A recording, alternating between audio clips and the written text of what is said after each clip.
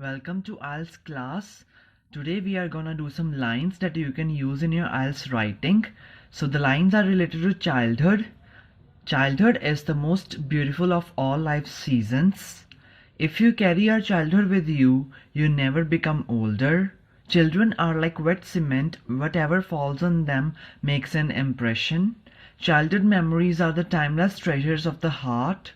A child is an uncut diamond. Creativity is as important as literacy. Every child is an artist. There is a brilliant child locked inside every student. So these were the lines that were related to childhood, and these you can use in your IELTS writing task 2, that is essay. If something ever comes up related to child or childhood, you can definitely use one of these lines. So thank you so much.